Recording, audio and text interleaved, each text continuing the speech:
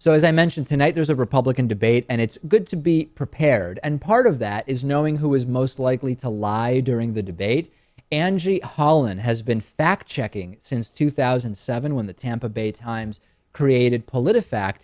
They say they don't fact-check everything that each candidate says, but they have ratings that are sort of meant to show trends over time. And Angie Holland put together a New York Times op-ed sort of summing up the frequency of lying by the various 2016 presidential candidates in both parties.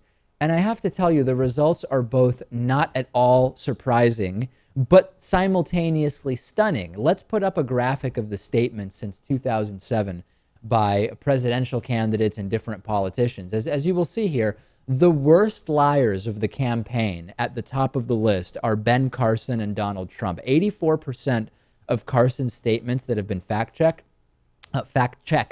have been rated mostly false or even worse. And 76% of Donald J. Trump's statements that have been fact-checked have been rated mostly false and worse. Now, at the far other end of the spectrum, you'll notice of the Democratic candidates, the most frequent truth teller is Martin O'Malley. Only 25% of his fact-checked statements have been rated mostly false or worse, and very close are both Hillary Clinton and Bernie Sanders, each of whom have had 28% of their statements fact-checked and rated as mostly false and worse. So there's a few things to discuss here. First of all, should we be more shocked that Trump and Carson are averaging utter lies 80% of the time they're fact-checked, or the fact that when we look at Hillary and Bernie, we're pleased that they're only lying 28% of the time? I don't know what I should be more stunned by, Louis. I think that the last part you mentioned there, that even the best person on this list is still telling 25% 25% of what they're saying is false. Or just doesn't know. I mean, this can't measure intent. So maybe these are statements that are false because out of ignorance rather than out of deceit. But just as inexcusable, I think, especially when you are running for president of the United States.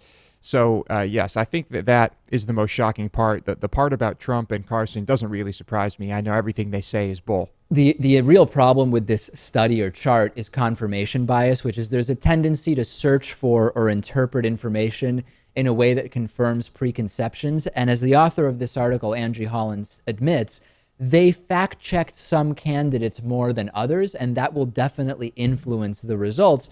I don't know how you could fact-check everything a candidate has said, period. I mean, that's very tough to do. And what's included?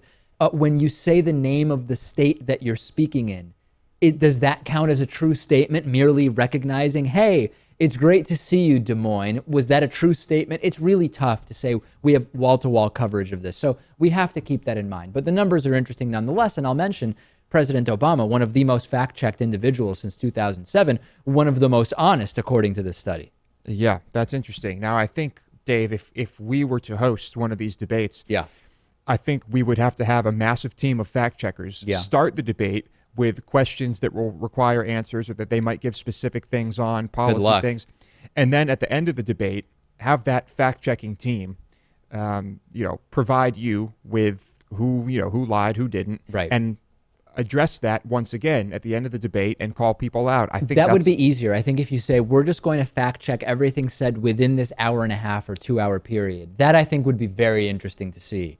And we'll see if we get any of that data from tonight's debate, which I will definitely be watching. Quick break. So much to talk about today.